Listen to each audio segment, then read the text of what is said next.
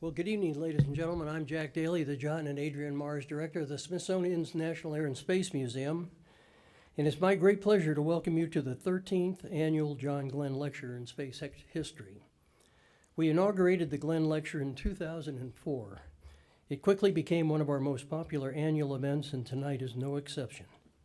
Our program this evening will feature a historic conversation between a legendary space pioneer and a visionary rocket entrepreneur. In addition to those of you lucky enough to secure tickets, many more will be watching on a live webcast, which also will be in our archive. So if you want to review it sometime in the future.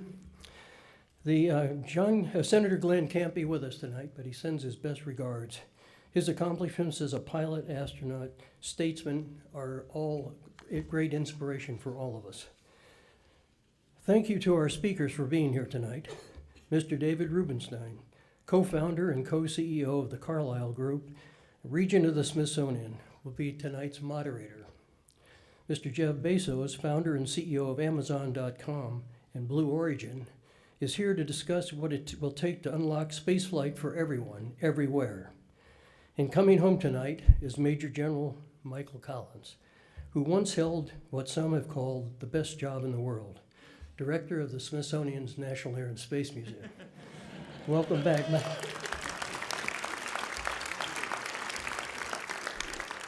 As the founding director, General Collins was responsible for the design and construction of this building, which opened as a bicentennial gift for American people on July 1st, 1976. More than 327 million visitors have walked through this museum since it opened, which is why we're renovating it.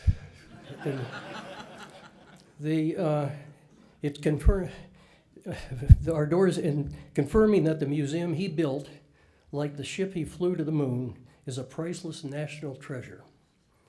In just 2 weeks, on July 1st, we will celebrate 4 decades of unparalleled success and rededicate our main gallery, the Boeing Milestones of Flight Hall. That gallery, where so many millions have discovered the story of flight, is one of the world's great public spaces. And we have Boeing to thank for helping us reinvent it for the decades ahead. Over many years, Boeing has partnered with the Smithsonian on countless important projects, from supporting the Boeing Milestones of Flight Hall and the Boeing Aviation Hangar at the Stephen F. Udvar-Hazy Center in Chantilly, Virginia, to sponsoring the John Glenn Lecture Series. We would not be the museum we are today without their support. On behalf of the museum and our past, present, and future visitors, I want to thank Boeing for their steadfast support. We look forward to celebrating the company's centennial anniversary, along with our 40th anniversary, along with our country's 240th anniversary, all on the 1st of July, where we'll have an all-nighter, and you're all invited. When I disapproved that the first time, they came back and said, "You're not the target audience." So I'll get it started, and I hope you have a great time. Let's see, I guess I better get on to the next. It's now a great pleasure to introduce the Chairman, President, and Chief Executive Officer of the Boeing Company, Mr. Dennis Muilenburg. Dennis?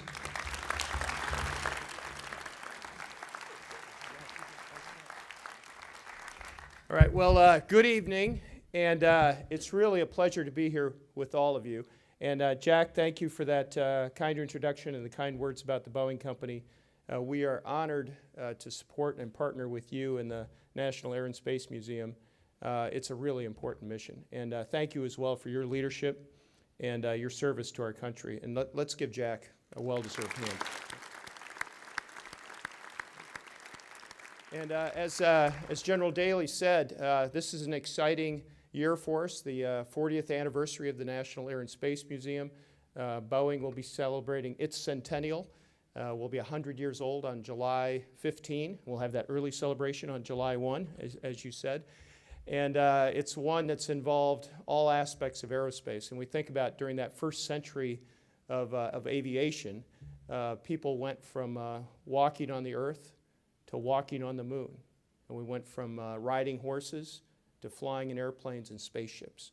It's been an incredible journey, and Boeing's been honored to be a part of that. And tonight it's my privilege to introduce the speakers and moderator that will be leading tonight's discussion around space. And I can tell you personally, as a space enthusiast, how excited I am that this is the topic for tonight. First of all, again, I want to recognize Michael Collins. It's a privilege to have a national hero here with us tonight. And I mentioned earlier that when I told my 15-year-old son that I was going to meet him this evening, he said, "No way." Right?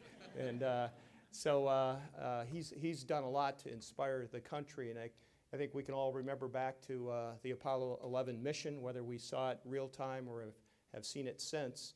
Boeing was proud to be part of the Apollo missions, but the inspiration that created and the long-term impact to our country and to the world is well recognized. So it's great to have Michael here with us tonight, the command module pilot for the Apollo 11 mission. Also, tonight it's a great privilege for us to be here with Jeff Bezos, one of the great entrepreneurs of our time, a great business leader, and another space enthusiast. And among other things, at the Boeing Company, we have the privilege of working with Jeff and his Blue Origin team on a future rocket engine and space opportunities.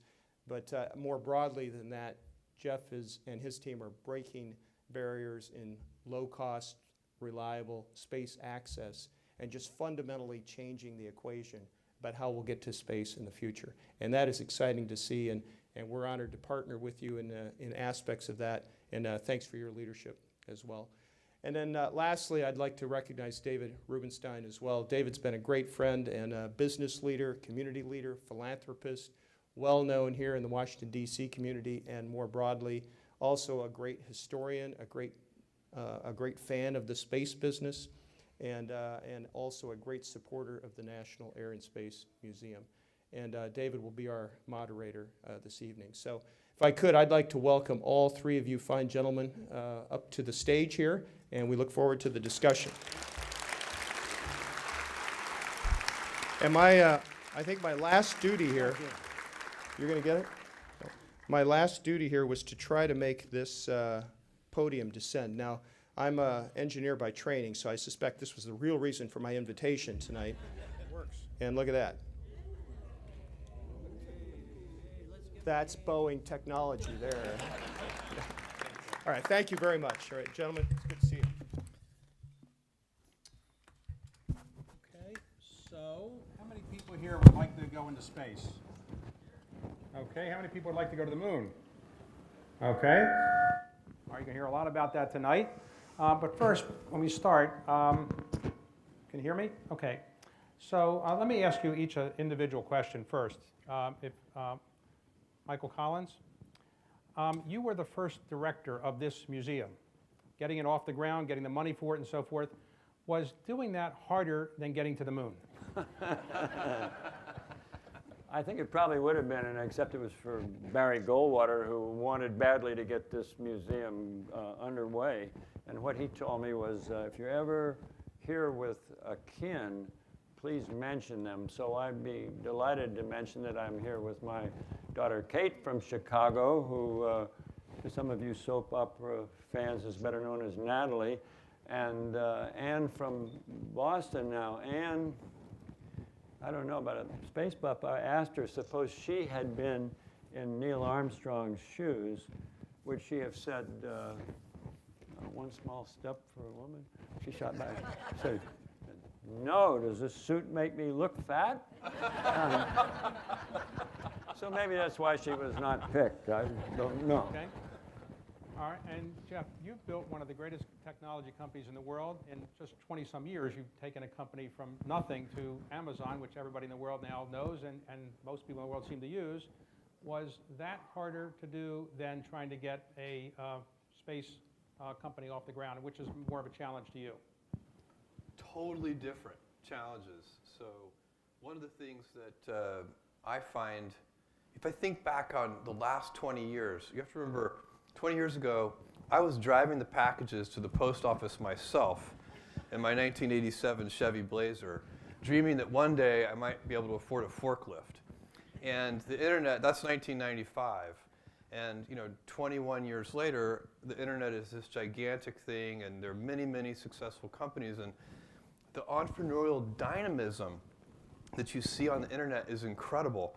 And really, with Blue Origin, this new challenge that I'm taking on with Blue Origin, what I want to do is put the heavy lifting infrastructure in place so that the next generation can have a dynamic entrepreneurial explosion of ideas and inventions in space, just like we've had with the internet.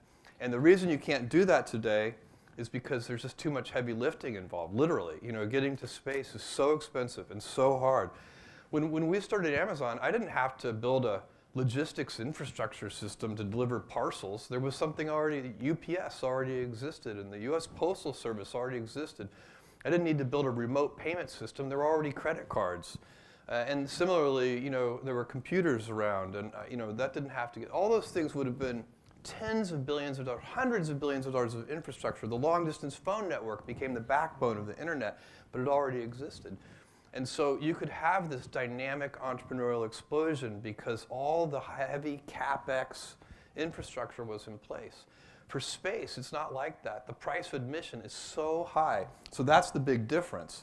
And what I'm super excited about is lowering that cost. I want to dramatically lower that cost so that 20 years from now, a new generation of people with startup money, real entrepreneurs, small entrepreneurs, can do amazing things in space. Think how cool that would be. Yeah, let me do a follow-up with you. Why is it that the people who are trying to build great space companies now all have day jobs doing something else? Richard Branson has a day job. Elon Musk has a day job. You have a day job. Why don't people have full-time jobs just getting people into space? Why is it only people like you who have day jobs are doing all these things? Well, for one thing, it's expensive. You need a lucrative day job so you can afford your night job. It's Blue Origin is, I think, going to be a profitable business one day. I certainly want it to be. I think that's healthy, and it would be. You want businesses to be self-sustaining so they can do amazing things. But it needs a lot of funding, and it needs a lot of funding for a long time in that investment phase. And so I'm very happy to do that. But I can only do it because I was lucky with Amazon. Michael, let me ask you a question. This is something that's hard to believe. You landed on the moon in July, or you and your team landed on the moon in July of 1969, and we're going to get into that in a moment. But why do you think so many people in the world, or at least some people in the world, still think that it was fake and that it was actually in a studio? And was there a studio you actually filmed this in, or where did it happen? Well, I'd love to get them all together in one room, and pick their brains. I think it'd be fun. Well, the Wright brothers flew in Kitty Hawk, North Carolina, and I think it was December 17th. And the evening before the 16th, every year they have the meeting of the Man Will Never Fly Society. And one year I was their guest speaker. It was one of the finest speeches I've ever made. And I was forced to reveal that it did take place if you drive south out of Kitty Hawk. There's this gigantic sand dune just past the village of Rodanthe, and we'd filmed just on the other side of that. And my proof is, if you look at the unretouched NASA photographs, you see a crushed pack of Marlboros over here and a Dr. Pepper can over there. Well, that's proof, man. So Okay. What was your question again? Well, Why? that's a pretty good answer. So for both of you, in the heyday of the Mercury, Gemini, and Apollo program, everybody's attention was captured by it, captivated by it. Congress was putting up money. Everybody seemed to want to have the astronauts go to where they were going. Everybody wanted to be an astronaut. Why do you think the U.S. government has basically receded a bit in its mission to go back to the moon or to go to Mars? And why is it that entrepreneurs are now leading the effort? There's nothing wrong with that, but where's the U.S. government? Is it a case of done that, been there, and don't want to do it anymore? Or, yes, but for both of you. Well, I think most things, especially in the world of economics and economy, are cyclical, and we came to kind of a crest of the wave in the latter days of the Apollo program, and that momentum was hard to keep going. I think we're in a time of hiatus now, and I think the momentum has possibilities of picking up again. I hope so. To me, the focus should be on Mars. My friend Neil Armstrong, who is a far better engineer than I, thought it was worthwhile to stop off and get a little more organized on the moon before heading on to Mars. I disagree with that. I think we ought to just go. I used to joke that I thought NASA should be renamed NAMA, the National Aeronautics and Mars Association. And I still, to some extent, would like to see that. But anyway, on to Mars. All right, so why do you think it is that the U.S. government basically has receded a bit and entrepreneurs have the opportunity to do it? Do you think there's some way to recapture the U.S. government's interest in this? Well, I think if you think back to the kind of the heyday of the 1960s and the Apollo program and all of that excitement, my gut instinct on this is that we as a civilization, we as humanity, pulled that moon landing way forward, out of sequence from where it actually should have been. It was a gigantic effort with what is, in many ways, it should have been impossible. And they pulled it off with barely any computational power. They were still using slide rules. They couldn't numerically model in computers a lot of these important processes like combustion inside a rocket engine, which is still hard today, but we can do it a little bit. They didn't have computational fluid dynamics to really, everything had to be done in a wind tunnel. Nothing could be done on a computer. So I think the reason we've sort of taken a hiatus, maybe in part at least, is because we pulled that forward to a time when it should have been impossible. And then once it was done, we kind of had to wait and let technology catch up. The reason that Blue Origin and SpaceX and Virgin Galactic and all these companies today, any of these private companies, the only reason that we can do this kind of endeavor at all is because we're standing on the shoulders of NASA, who invented all of this technology. We're still using all the things that they invented back in the 60s. We have refined versions of it.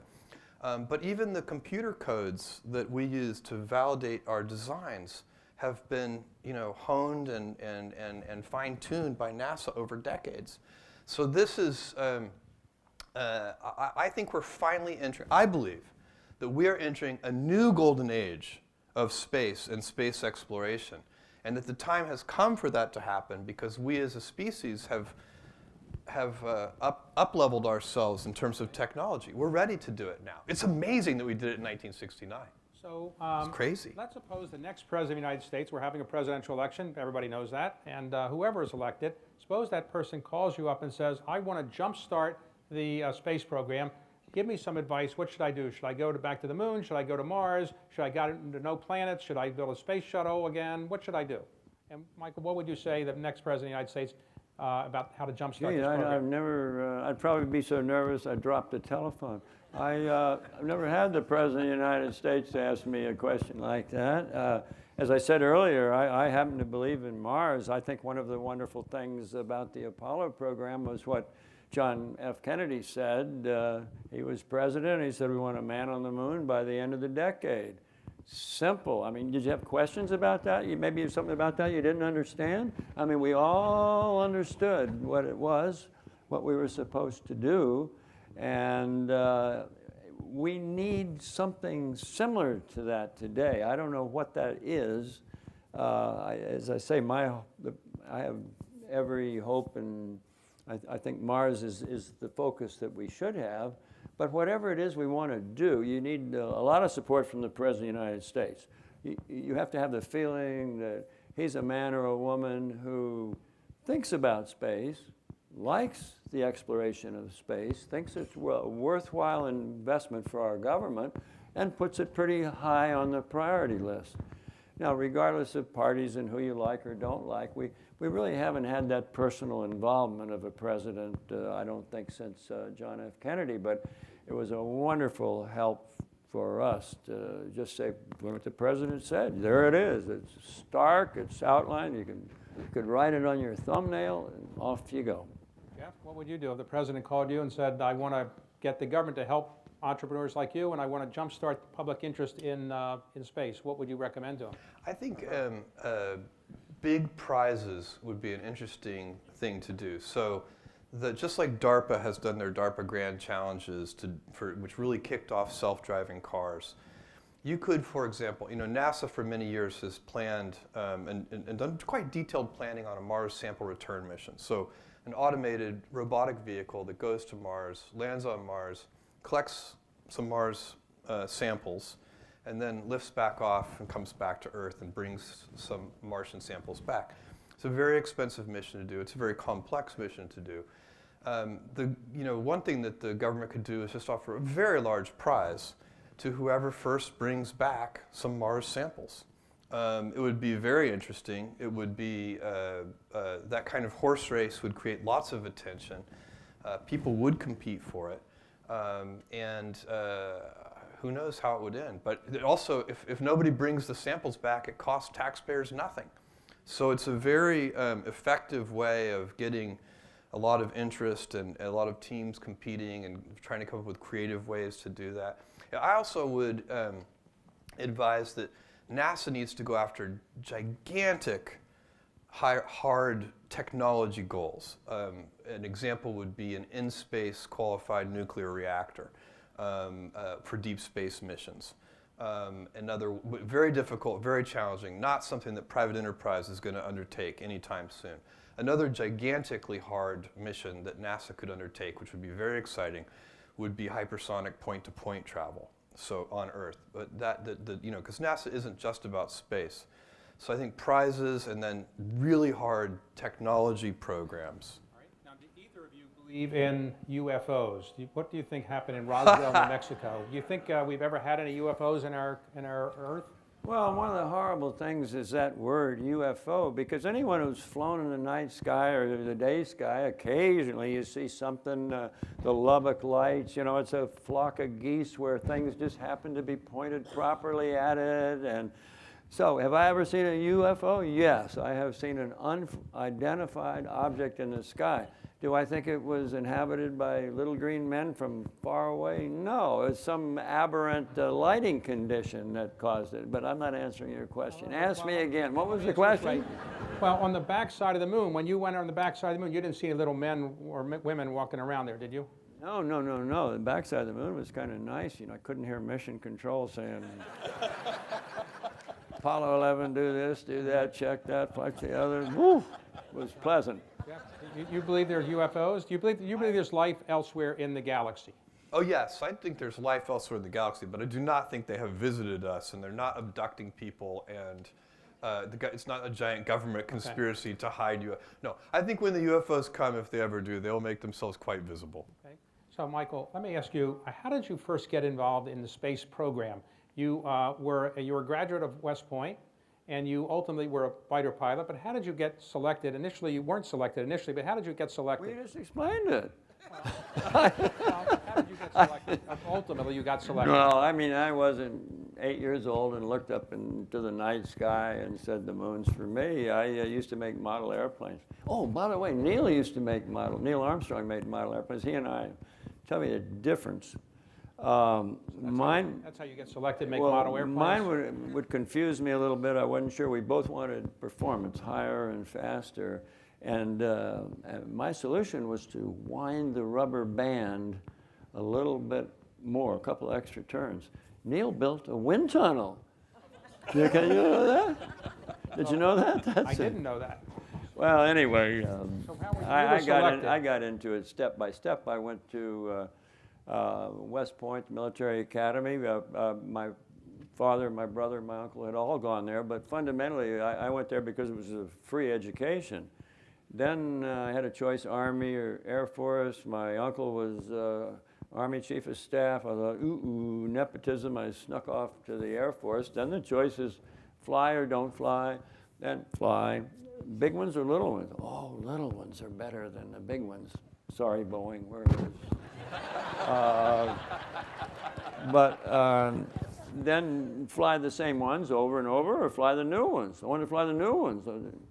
Next thing you knew, I was a test pilot, and NASA was looking for test pilots. It was that simple, just a stair step. So when you finally got selected, and you get to meet the other astronauts, do you say, how did I get here, or how did they get here? No. We were, no. Back up a bit. Before there really was a space program, people, the bureaucrats or whoever, the scientists, the medics, all got together and tried to figure out who do they want to hire, what kind of people. And you know, some of the proposals were bizarre. I mean, we couldn't breathe, so we picked mountain climbers. They're used to that stuff. Or you're going to become so enraptured by space, you're not going to want to return. It's similar to some scuba divers. So you get a scuba diver.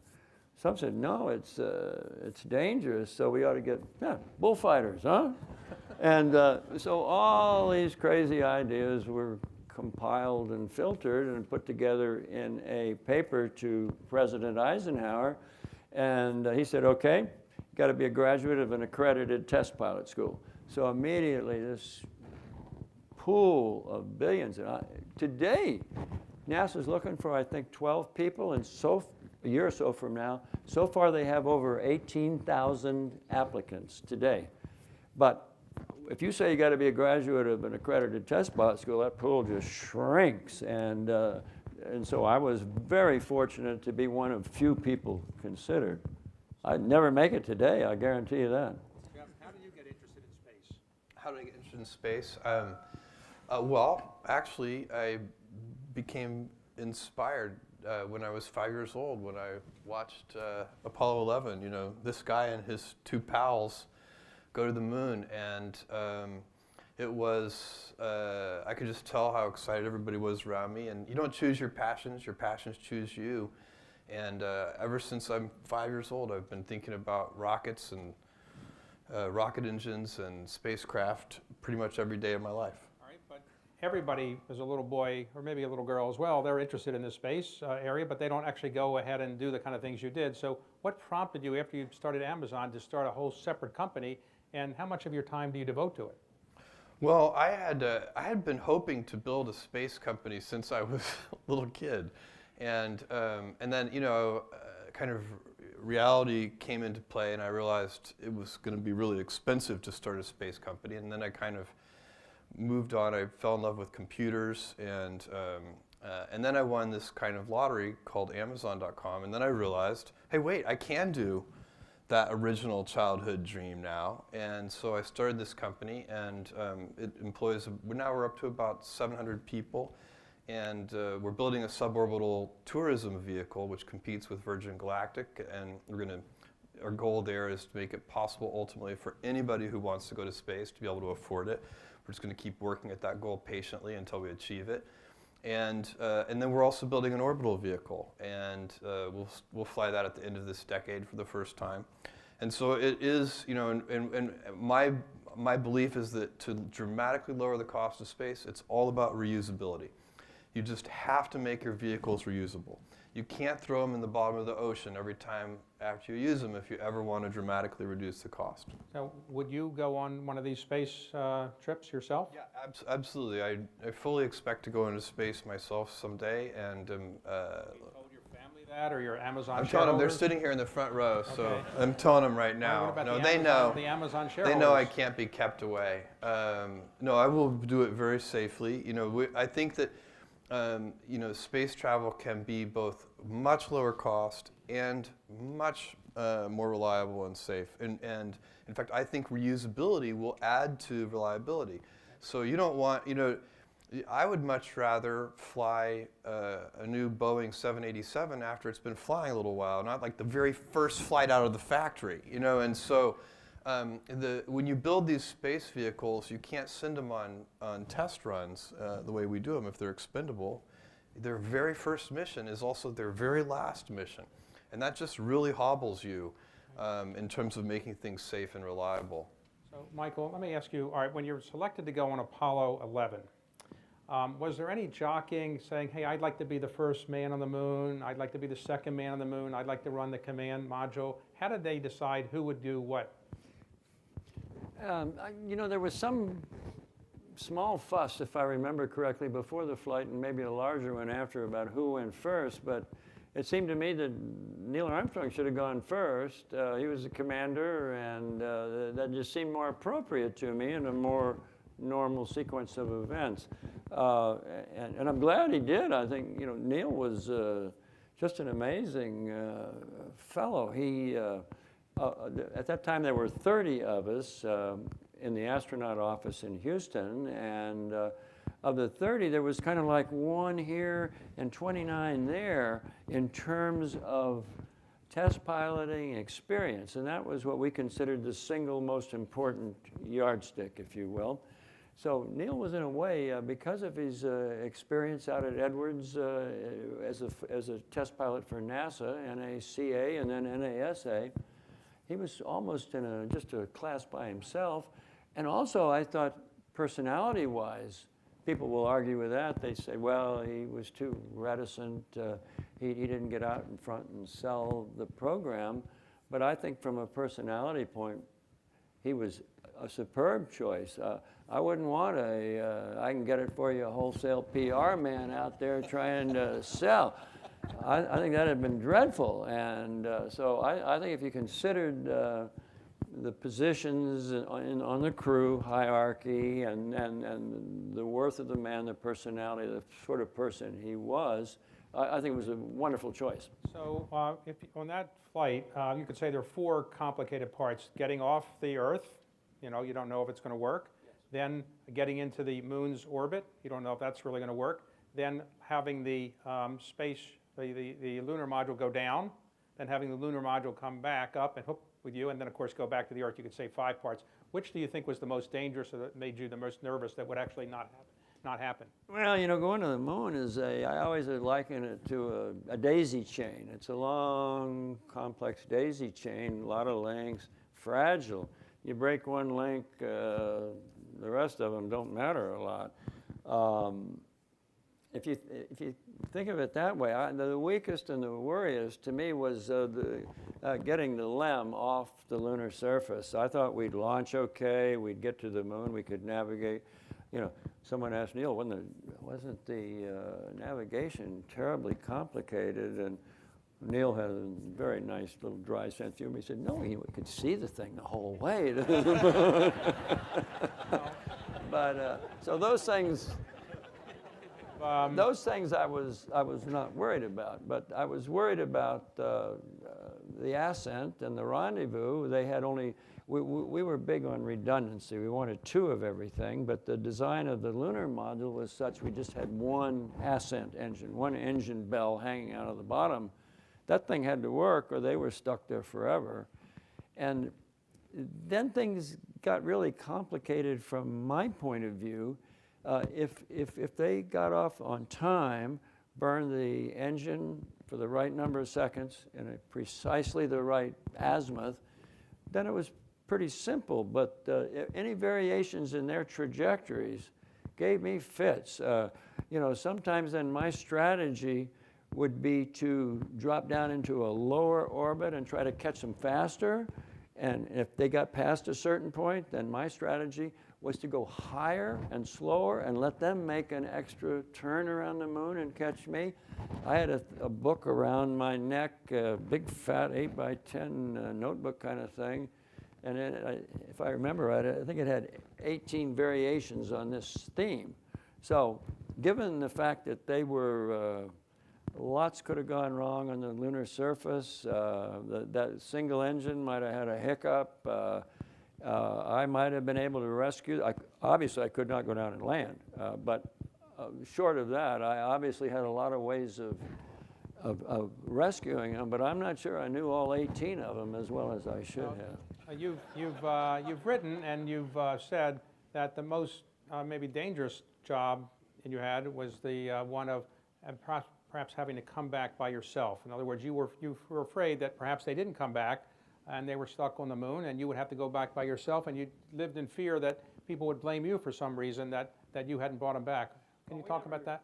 We never discussed that, but I mean, it was, I think, clear to them and clear to me. I was, if they were stuck, I was not going to commit suicide. I was coming home, but, I'd have been a marked person for the rest of my life. It'd have been just god-awful, so anyway. Well, I should have mentioned, coming back to the Earth is not exactly a day in the park, a walk in the park, because can you describe how difficult it is to get back in the Earth at the right rotation, orbit?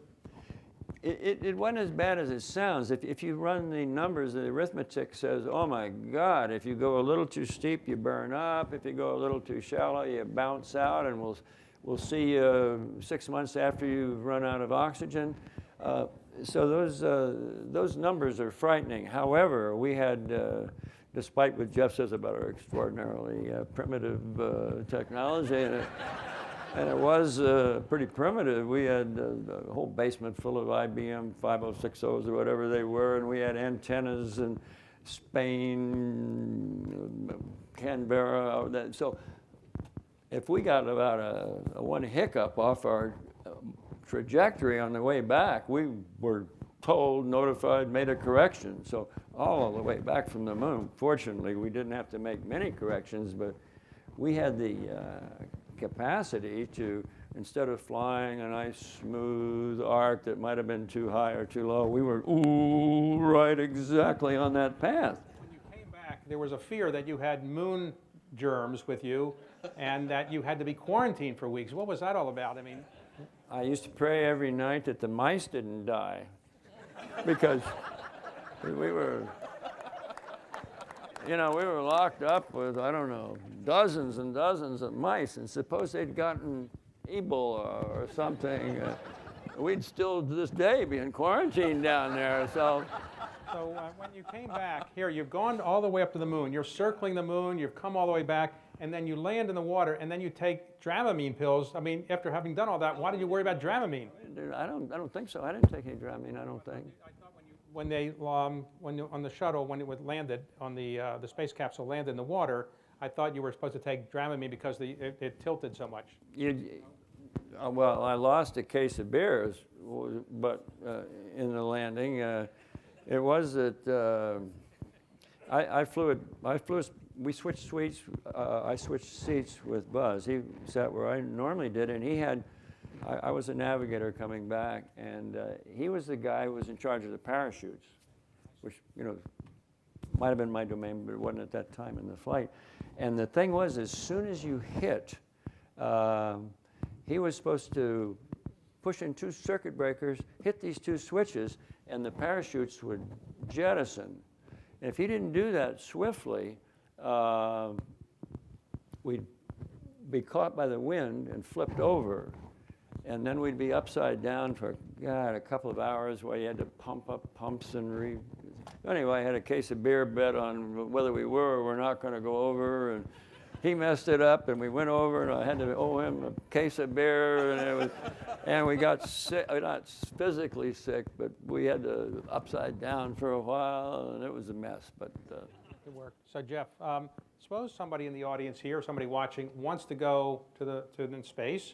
Where do they sign up? How much does it cost, and when will they be able to do it? Well, for the suborbital mission, we don't know yet exactly what we're going to charge. It's going to be in the same. Virgin Galactic is charging, I don't know, somewhere between $250,000 and $300,000 per ticket.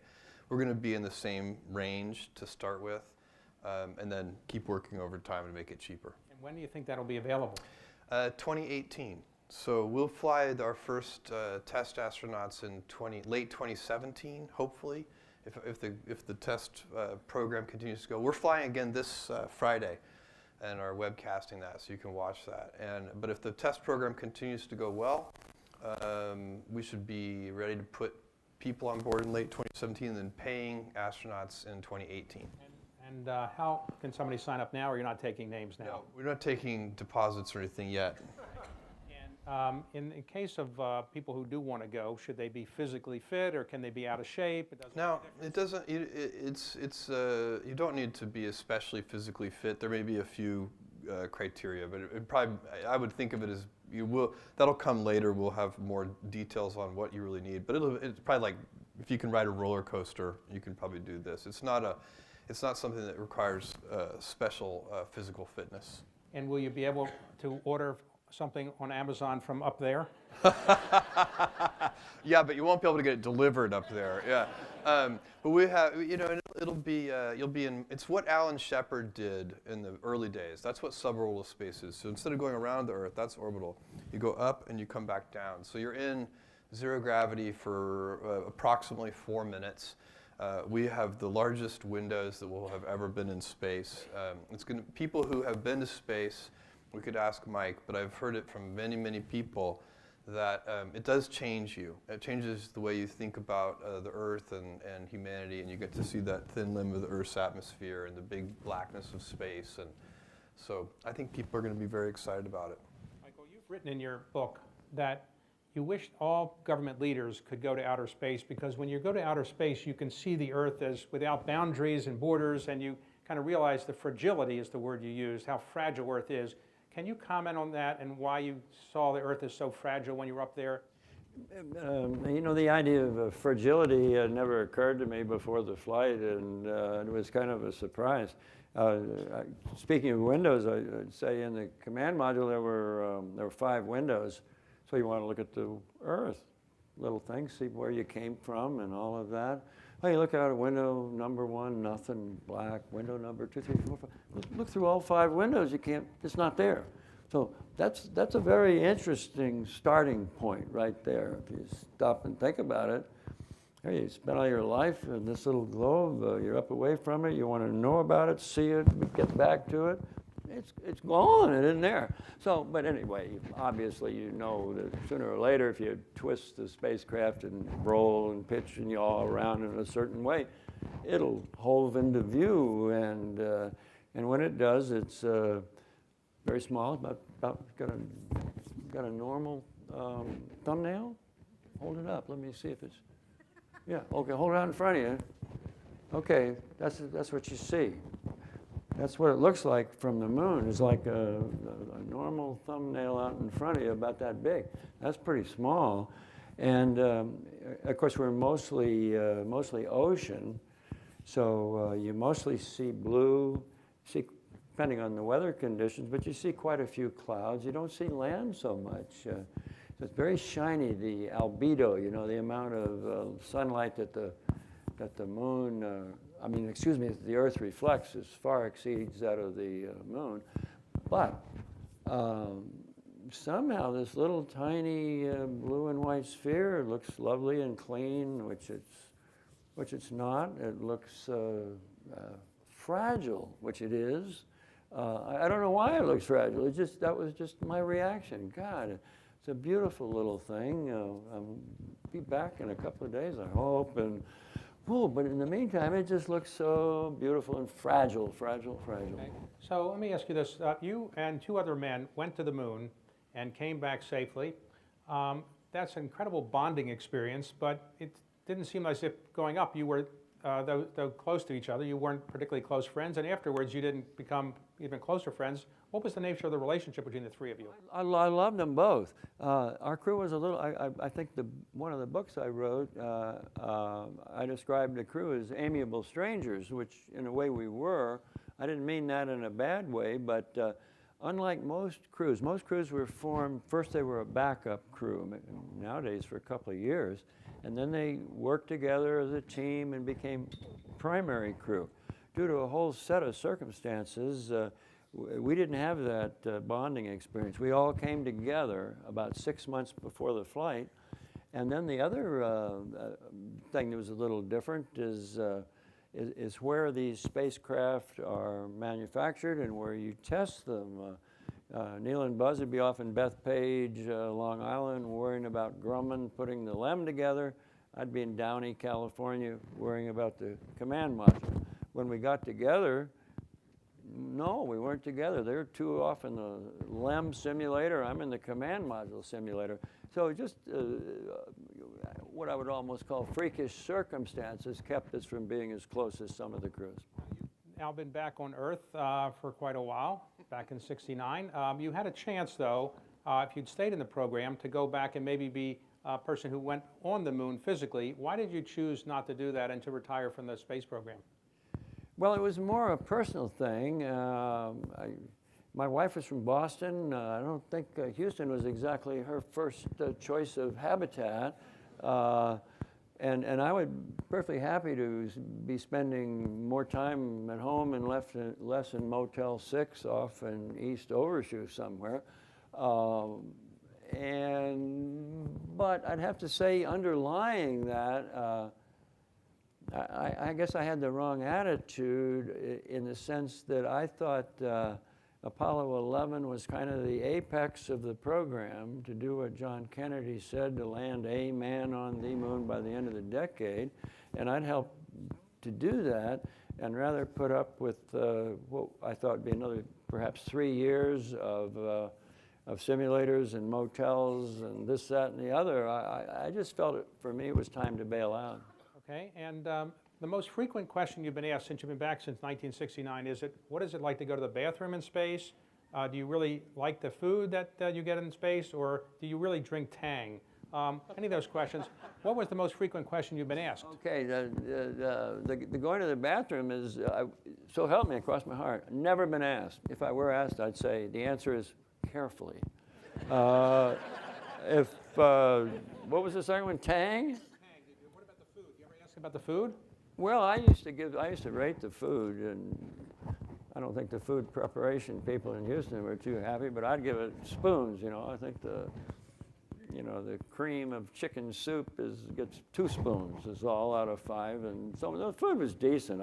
For 8 days, who cares? Now you want to stay up on the space station for a year, like these Scott guy is doing with his twin brother as a control down here, but then things like food and the amenities and crew compatibility. Crew compatibility is something that the psychiatrist always emphasized, and I can recall sitting next to John Young at a Gemini pre-flight press conference, and someone brought up, well, how did I feel about crew compatibility and on this, what was facing us? I said, come on, for 4 days I'd fly with a baboon. And John sitting right there, he didn't get mad. He knew exactly where I was coming from. He laughed, but that's true, for a short period of time. Now the thing is, you talk about Mars, then woo, I'm dead wrong. Then you have all kinds of compatibility and physiological and other medical problems. I'm rambling on. I'm sorry. Astronauts really drink Tang. That used to be an advertisement. Drink the Tang. Really, we had some kind of orange stuff. I don't know who or what it was. Jeff, you're trying to get some people to go into space, but you also have a program to build rockets that can be relaunched for further exploration in space. Will the government of the United States ultimately use those for its exploration, or who would use those rockets for Yeah, the idea is to build the infrastructure, and once you build the infrastructure to get to Earth orbit, it can be used for just about anything. You can use it for satellites, you can use it for human-rated missions, so that's the goal. The goal is to build, we want to build an orbital vehicle where the price of the propellant, the fuel, actually matters, where you start to actually think about the cost of fuel. No rocket has ever been built so far in the history of rockets where anybody has ever cared about the cost of the fuel, because the fuel cost is so dominated by throwing the hardware away. So it's about reusability, and then reusability will lower the cost enough to where we can practice. So space has been in stasis for 50 years. We launch about maybe 80 missions a year globally, all over the world. And that's not even a peak. It's come down a little bit from the peak maybe in the 80s. And so we've gotten better at it as a society, but not appreciably better. And that's because we don't practice enough. We humans get good at everything we practice a lot. So we need to be flying every day.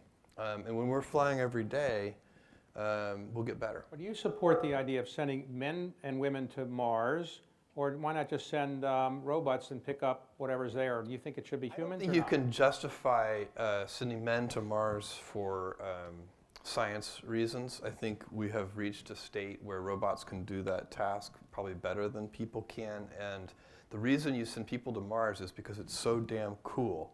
It's a glorious human adventure. And we should do that now. But it does have to be done at a certain cost, and we have a lot of other priorities. For me, the big thing, I'm excited that I hope somebody goes to Mars because I want to watch it. I think it would be glorious. But for me, that's not the motivator for me. For me, the motivator is I want us to have millions of people living and working in space. We have a planet that is fragile. And I don't think we go into space as a kind of plan B. I hate that idea that we need a backup for Earth is not motivating for me. For me, plan B is make sure plan A works. We know a lot about this solar system, and I can assure you Earth is the best planet. We have looked at them all, and Earth is the best one, and we have to protect it. And we can use space to protect Earth. If you take baseline energy usage on Earth and grow it, compound it at just 3% a year, such is the power of compounding, that just in a few hundred years you'll have to cover the entire surface of the Earth in solar cells to power the planet. So we need to move, ultimately over the next few hundred years, we need to build a real spacefaring civilization. I think what's going to happen is that we're going to move all heavy industry off Earth, and we'll zone Earth residential and light industrial. And we'll protect this glorious jewel of a planet because it is unique in our solar system, and we're unlikely to get to new solar systems anytime soon. So for both of you, when you go to outer space, you look at the Earth, it's very fragile, there are no boundaries. Do you think it really makes a difference whether it's the United States is taking the lead on this or China is doing it, or why not do it together? Why not have, For big exploration missions, I think you would do it together. If you were going to, do that glorious journey to Mars and put boots on Mars or settle Mars or any of the things like that, I think you would want to do that in a kind of consortium with many nations. As a kind of a separate, if you're talking about space as a capability, it would be almost impossible to overstate the importance of space to United States national security. We're incredibly dependent. Our military is totally dependent on space assets. All of our guided munitions are GPS guided. Those satellites are actually very fragile. The National Reconnaissance Office satellites are super important, also quite fragile. So, and it's very asymmetric because we're more dependent on those high-tech assets than any other country is. They give us great capabilities, but they're also a vulnerability. So if you think of space, if you think about kind of Mars missions, I think they should be done cooperatively. But if you're thinking about national security missions, we need to preserve our preeminent position in space. Okay. Michael, when you came back, Richard Nixon, President of the United States, greeted you on the USS Hornet, but you were quarantined, so he couldn't really talk to you. But he said at the time, this was the most important week since creation, which I think you said in your book maybe it was a little exaggeration, but maybe not. You were very famous, and the other two were very famous, but you chose not to cash in. You had beer commercial opportunities and all kinds of things. Why did you try to not really go ahead and make a lot of money out of your fame? And was there a philosophical thing you thought about not making a lot of money out of it? I'm not against money. I'm not against making money, but I don't know. All my life, I have never. That's never been my objective. Every time I've changed jobs, what I wanted to do is find something interesting. So I've looked for interesting jobs rather than money-producing jobs, and if I wanted to have both, oh my God, I'd have to make speeches. I'd have to go to the Washington National Air and Space Museum and be in the bottom of like a bowl, and I can't tell who's up there and what's going on, and so I don't know. So now let me ask you, now you are 85 years old. Yes. And you're in great shape. You just did a sort of triathlon recently, and I guess you won your age category. Maybe you won it for younger people as well. So your motivation in life now, what is it that you would like to have as your legacy for your children and your grandchildren for what you've accomplished on Earth? Geez, I don't know about legacy. I like doing the triathlon, although the training regimen is really tough. I have to swim one length in my pool, run around my backyard, and ride my bike into the garage. It's tough, I want to tell you. But no, I'm a good retiree. I live in Florida. I have a lot of hobbies. I watercolor paint. I follow Jeff on the stock market, and I read a lot. I have a lot of things going. I have two fantastic daughters. I don't know what my legacy is. I guess sitting right there and there. Anyway, I can't answer the question. I don't know. Ask it a different way. All right, now here's a different way. Do you have any regrets about the career you've had? Is there anything you would do differently? No, I've been very lucky. You know, Neil Armstrong born in 1930, Buzz Aldrin 1930, Mike Collins 1930. You don't call that lucky? Whoosh! We were there at the right time, and so on. I've been very lucky. Jeff, your Blue Horizon, what's Blue Origin? Where did that name come from? Blue Origin Earth is the blue planet, and it's a great place to be from. And is that a for-profit or a not-for-profit company? It's for-profit. I mean, well, it's not yet. I mean, that's an intention for the glorious future. It's in what we would call investment mode right now. But yeah, I think it can be a profitable company. I think it's going to take a long time. It wouldn't meet a, I did not make a big list of all of the business arenas I might enter and pick and force rank them and pick the one that I thought would have the highest return on invested capital. I'm doing this because I care about it, because I think it's important. But I do think it can be a self-sustaining, profitable business one day. And do you think this could be your greater legacy than even Amazon, if you're successful in all the things that? Well, if you're talking about professional endeavors, when asked that question, what do you want on your tombstone? I always like Warren Buffett's answer: world's oldest man. I have lots of things that are important to me and important to my heart, and so mine are sitting here in this row too. But if you're talking just about professional life, I think that if Blue Origin could enable that next generation to really have entrepreneurial dynamism in space, that would be something when I'm 80 years old, I would look back on it, I would be so happy. So for both of you, you're extraordinary Americans who had extraordinary careers. You've done great things for our country. I want to thank you on behalf of our country for everything you've done. And for those of you who want to learn more about Michael Collins' trip to the moon and his entire career, I highly recommend this book, Carrying the Fire, which is, I think, the best book ever written about space, and you should buy it on Amazon.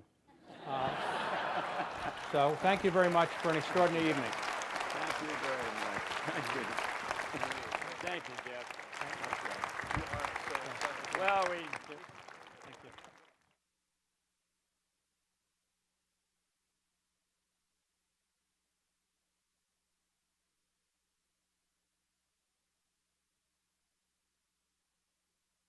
Well, I want to thank our speakers for a truly amazing evening. I'm a little concerned about Michael's criticism of this theater, though, since he designed and built it. Okay, he says IMAX messed it up. Okay. Again, thank you, Boeing, for making this possible, but mostly thanks to all of you for being here tonight and for coming out and supporting all of our programs. We really appreciate it. Without the sponsorship, they would not be possible. But without your support, they would also not be worth doing. So thank you very much. Please exit by the rear of the theater and have a great evening. Good night.